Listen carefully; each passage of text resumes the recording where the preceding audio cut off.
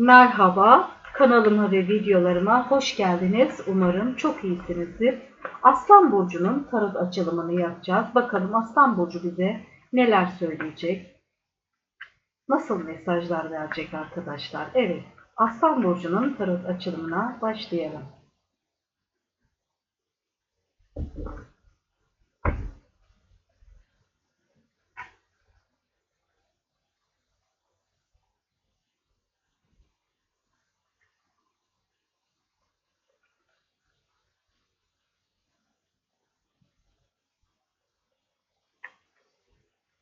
Evet arkadaşlar, Aslan Burcu'nun tarot açılımına başlıyoruz.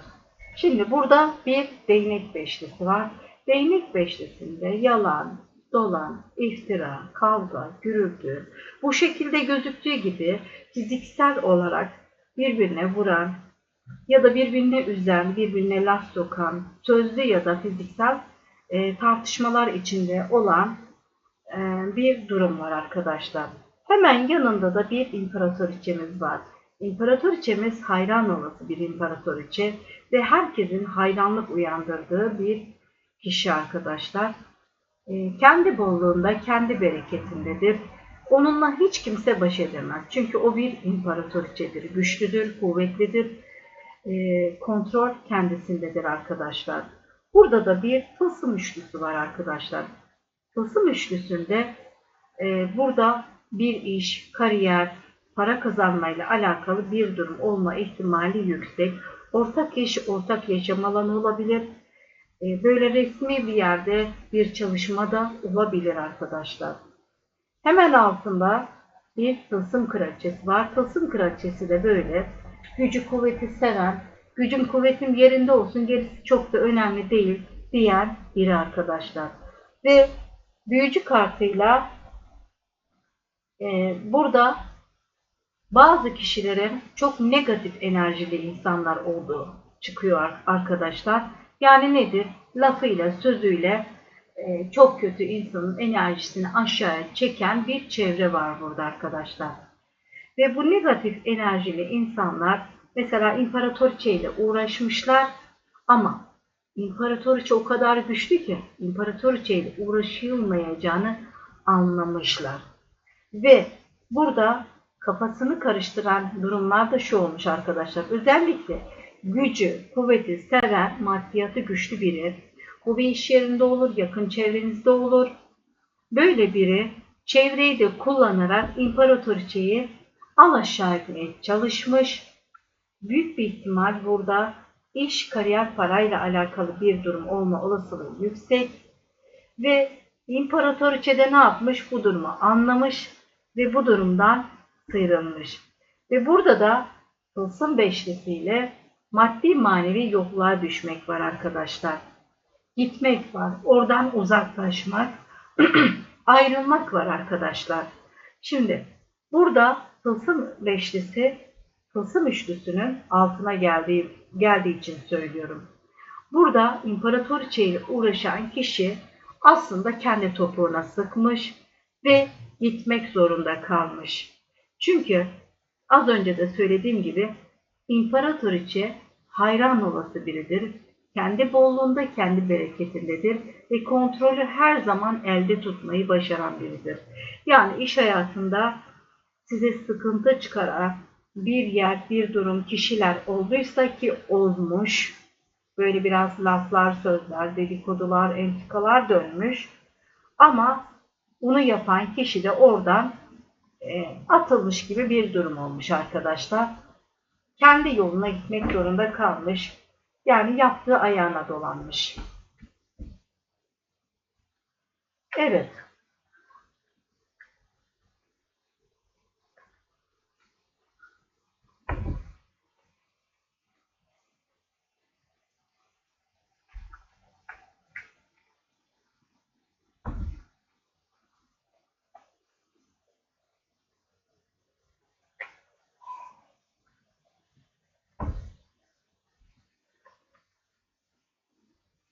Evet arkadaşlar.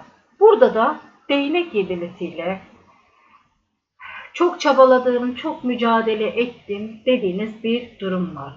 Arada da bir imparator var. Çabalarınızı, mücadelelerinizi engelleyen biri de olabilir. Yani üzerinizde ya da hani bu aileden de olabilir, iş yerinde de olabilir arkadaşlar. Otorite kurmaya çalışan, biraz da böyle güçlü, tanınmış birisi arkadaşlar. Ne yapacağınızı bilemiyorsunuz. Mücadele ettiğiniz bir durum var. Burada da bir kupa dokuzusu var. En büyük istek ve dilek kartıdır arkadaşlar.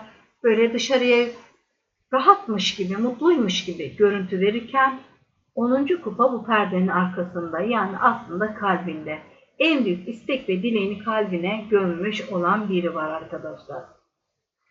Çok mücadele ettim, çok çabaladım, çok yoruldum dediğiniz bir durum var. Ama arada da bir imparator var.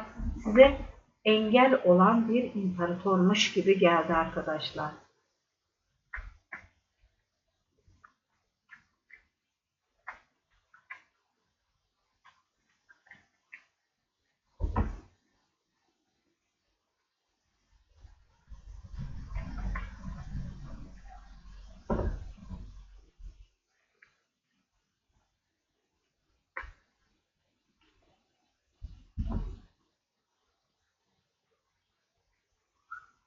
Evet arkadaşlar. Burada da devran dönüyor arkadaşlar. İki kişi iki durum arasında kalındıysa ve bu durum maddiyatla alakalı bir durumsa, birden fazla iş almakla alakalı bir durum da olabilir. Eğer böyle bir durumdaysanız, birden fazla sorumluluk aldığınız, iş yaptığınız bir yer varsa burada dikkatli olmanızı öneririm. Çünkü burada kılıç yedilisiyle sizden çalınan, sizin cebinizden alınan, size az verilen, hani çokmuş gibi gösterip az verilen veya alındığı halde size ödeme yapılmayan, sizi oyalayan birileri olabilir arkadaşlar. Arkadan iş çevirmedir, yalandır, dolandır, dolandırıcılıktır arkadaşlar aynı zamanda. Dolandırılabilirsiniz. Eğer birden fazla iş aldıysanız ve bu işleri yaparken şuna dikkat edin ki çok yakınınızda sizi dolandırmaya çalışacak, sizi çarpacak, hırsızlık yapmaya müsait biri var arkadaşlar. Çok dikkatli olun burada.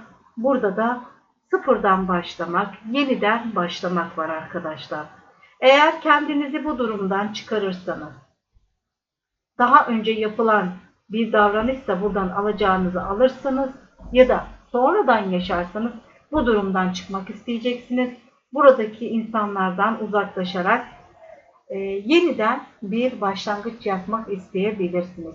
Çünkü bu taraftaki kişiler negatif enerjili insanlar ve çok açgözlü insanlar, yalancı, dolandırıcı insanlar, hırsız insanlar arkadaşlar. Dikkatli olun. Evet. Aldım, kabul ettim ve öyle de oldu diyorum.